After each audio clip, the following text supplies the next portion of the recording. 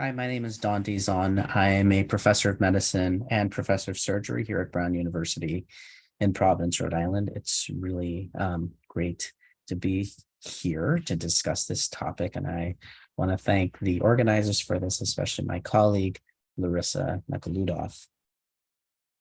So I've been asked to talk about survivorship following a gynecological cancer. And I thought I'd begin with this snapshot of gynecological cancers in the United States. These are statistics from 2021.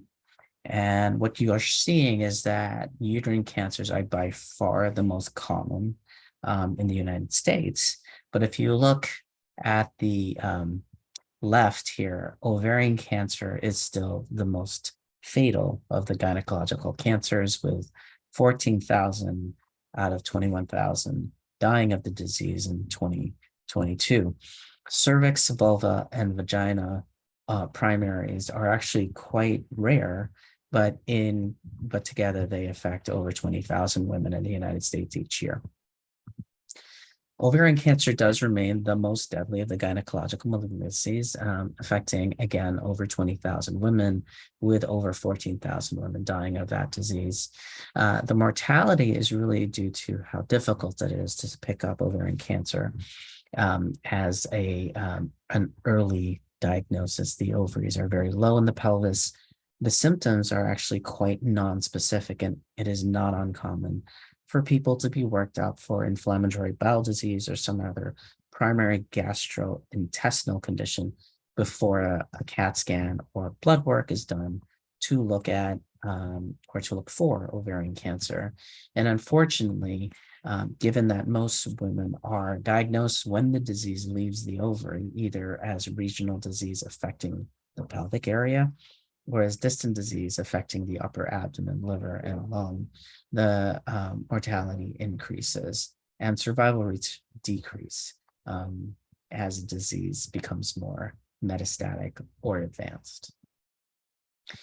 Now, survivorship, especially when it comes to the gynecological malignancies, really needs to be rethought. It's not about being without evidence of disease or NED when you are defined as being a survivor. Survivorship actually starts when someone is diagnosed, and it encompasses all of these aspects of care.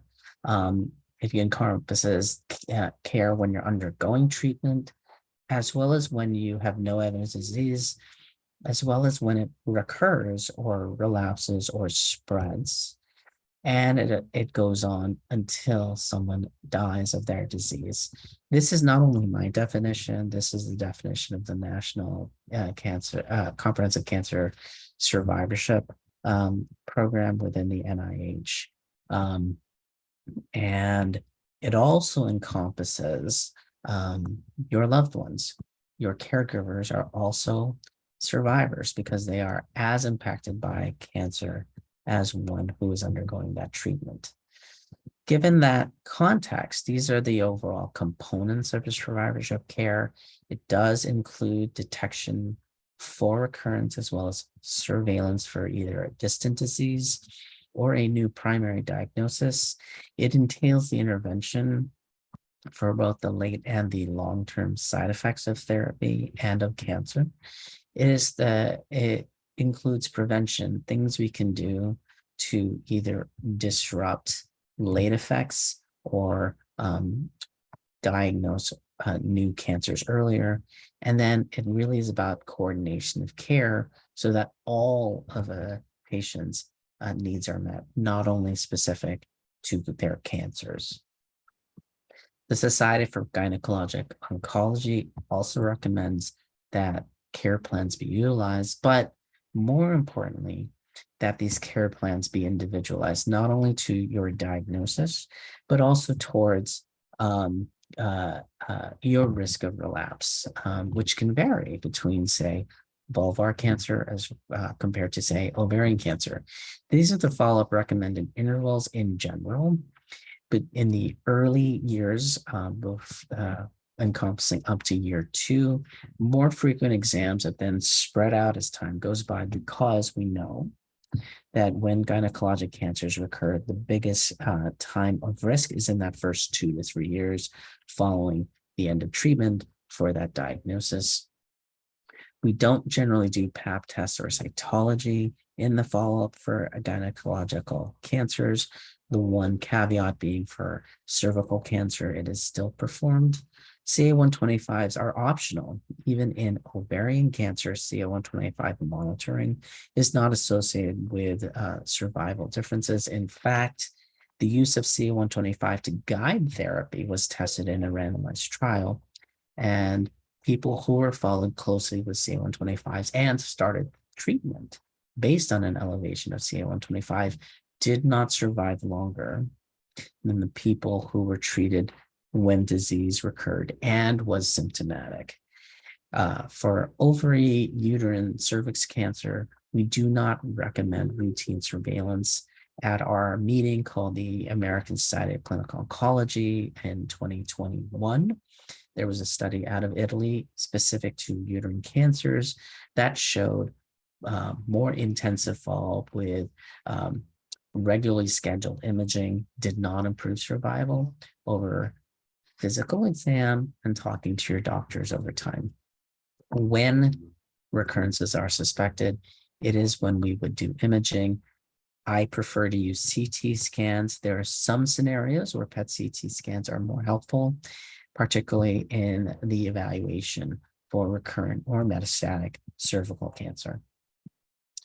In terms of CA-125 testing in ovarian cancer, it can be sensitive as well as specific. However, we talk about something called CA-125 addictions for people in whom the CA-125 is helpful. It is oftentimes our fault as providers because we check these CA-125 levels during your treatment, and when they fall, it's a reassuring early sign that the cancer is responding. However, in the follow-up, when we check those CA-125s, it can heighten your anxiety, and it could be also falsely reassuring. It is not uncommon to see elevations within normal, and I have learned that doubling of a CA-125 within normal can be an early sign of a recurrence, for example. The most important thing, especially in ovarian cancer, early treatment based on elevations in your blood do not improve your chances of surviving recurrent disease. So what do we know about survivorship care plans? This has been something that has been encouraged by the NIH based on a very important paper that showed people treated for cancer do not get the same follow-up as those who did not undergo treatment for cancer. Less likely to get a flu vaccine, for example, but also more likely to fall through the cracks in prevention. So survivorship care plans was that attempt to address any breaks in care after cancer. Most of the data with survivorship care plans came out of our work in breast oncology, where the trajectory of that illness may or may not be reflective of what people with gynecologic cancers may undergo. We did a needs assessment on social media using Twitter in 2018, actually looking at the survivorship needs, specifically in people treated for ovarian cancer. It was a collaboration from many national advocacy organizations. And these are the 5 questions we asked during this chat. And it went from what do you mean by survivorship? Do you use that term in your own life, etc.?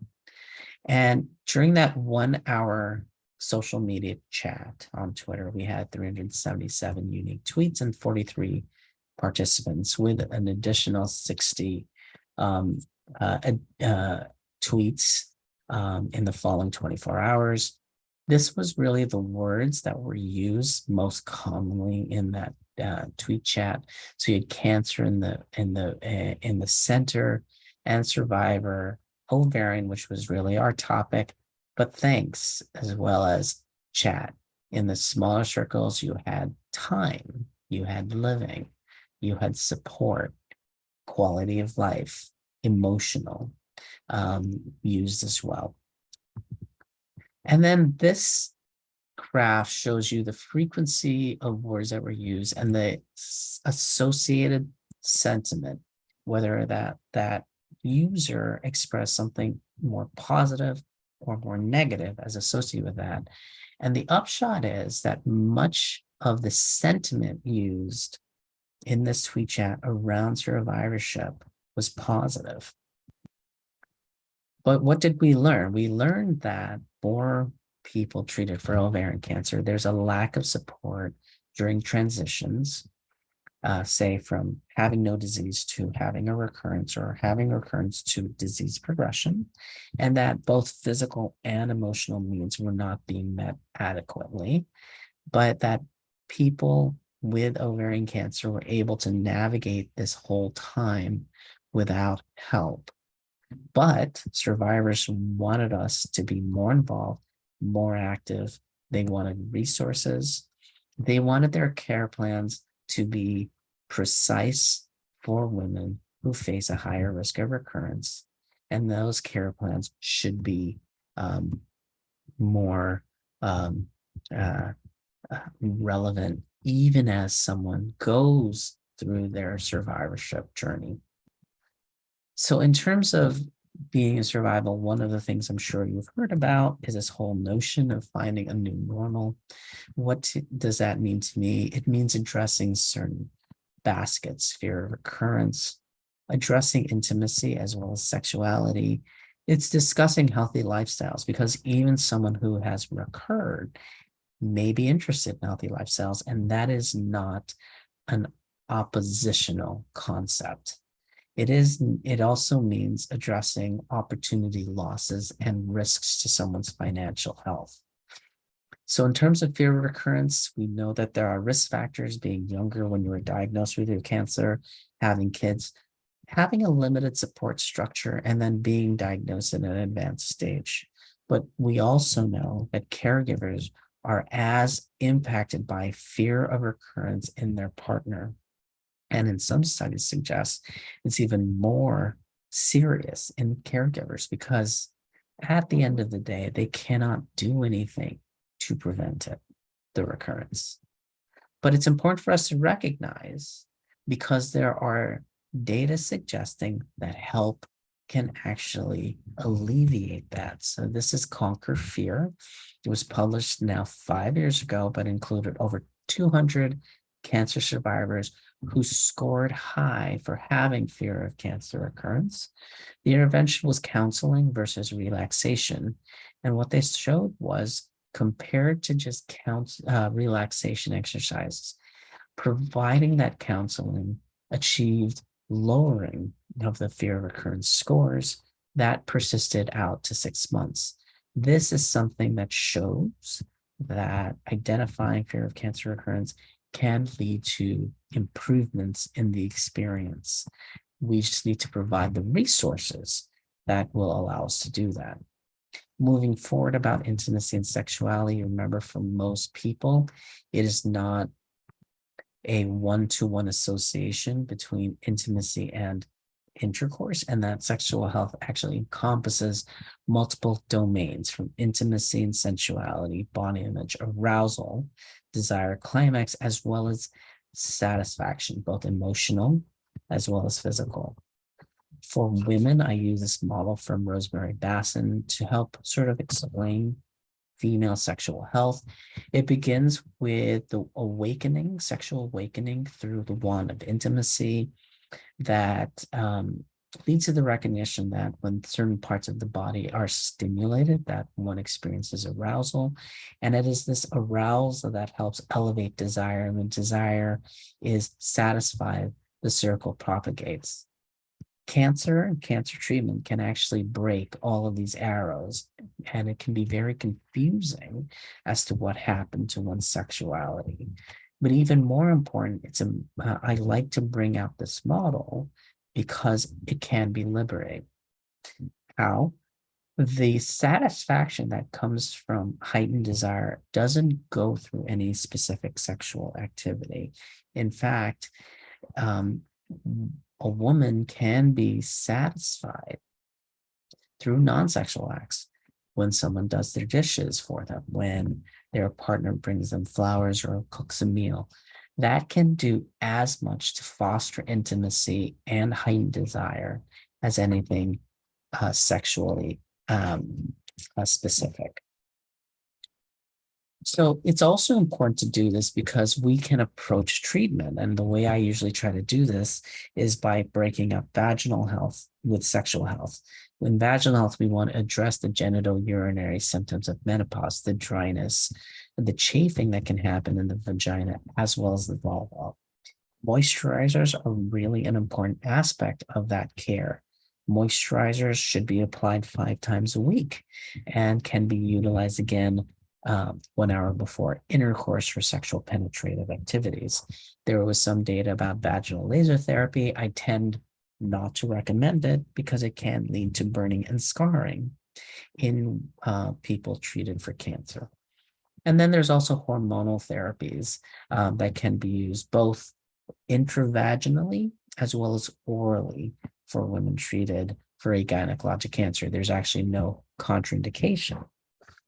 For sexual health, we want to address the ways to make sexual activities more pleasurable. That's where lubricants come in for people who have issues with penetration, but pain experience at the initial entry. A pelvic exam is important because lidocaine can be an effective treatment. And then we talk about dilators, especially important for women who receive pelvic radiation. And then we can also address other issues like desire through the use of exercises that focus on intimacy, like sensate focusing.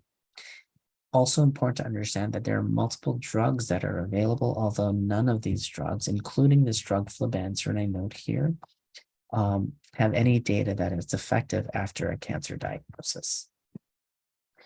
Hormone replacement therapy, however, is safe, and it's safe after ovarian cancer, most of them, uterine cancers, most of them, cervical cancer, vaginal cancer, vulvar cancer. It is safe. In fact, randomized trials have shown this. And it's also important because it can address adverse health outcomes with early menopause, including risks of cardiovascular disease, accelerated osteoporosis, as well as cognitive impairment. We move on then when we talk about healthy lifestyles, which can be considered as a balance between what we take in and the energy we expend. And it includes both weight management or weight loss if someone is over their ideal body mass index, and also how much activity we are using. Heart disease, remember, is the #1 killer. And in the nurses health study, which is over a decade old now, almost 20 years old, walking at least 9 hours per week had a reduction in bad outcomes by half. This is the recommendations from the American Cancer Society and the American College of Sports Medicine. The encouragement is to maintain a healthy weight and be active for at least 30 minutes for at least 5 days a week, eating healthy with fruits and vegetables, and limiting our intake of red meat or processed foods, and then limiting alcohol intake to 1 to 2 drinks per day. Opportunity risks and financial health risks are also quite important because, as we are learning, even up to today, out-of-pocket expenses are not only significant, but they are rising. We know financial toxicity can play a role. At diagnosis, that financial burdens associated with medical care can lower your quality of life. But during treatment, there's actually some data that suggests the experience of financial toxicity while you're on therapy can carry a higher risk of death. So we want to help everyone protect themselves from financial toxicity. These are some strategies where you can do that. Learn the language of your insurance. Learn what is covered. Talk to your hospital's business office and financial services. They are actually there to help. So, make use of that. Take stock of things that are important to you in your life and prioritize those things over things that might be less important. If you're employed, learn about your options of keeping that job while you're undergoing treatment, access social services, keep a record of your expenses, and then tell your doctors, choose wisely, question them on why certain tests are needed or recommended, and ask if there are alternatives to more expensive tests. Ultimately, survivorship starts at diagnosis and has to be able to meet where you are in your own journey. If you're newly diagnosed, you want to know, what can I do to stay healthy and reduce the risk of a recurrence or a new cancer diagnosis? This is really where the survivorship care plan comes in. It should also include a treatment summary so that you can review in time what just happened to you, because many people don't understand or cannot fathom what happened until it's over. If you're dealing with recurrent or metastatic disease, the treatment goal may be more control rather than cure. And their provision for symptomatic management is not relegated solely to palliative care. This is a tenet of survivorship care. If you become increasingly ill, as you might become increasingly ill, really do want to focus on palliative care and making every day better than the last by palliation. And if one is living at the end stages of their disease, the treatment goal is comfort and the provision of hospice becomes important. All of this speaks to care of the person following diagnosis. And this is truly what we mean by survivorship. Remember that hope changes as one goes through a cancer journey, but there is always room for hope. So, in conclusion, just understand that we know you are not your cancer. Your cancer is something that we will help you live with, manage, cure, control. Change across that journey is inevitable, but recovery is also possible. And people within a gynecologic cancer may have an experience following that diagnosis and treatment that is different from people with, say, hormone-positive breast cancer. We need to help you face the unique trajectory that you have and also meet your own needs. And we can do that with these care plans. But the care plans need to reflect your own reality. And finally, remember that hope remains no matter what happens in one's life. So thank you so much for having me. And I hope you have a good rest of the day.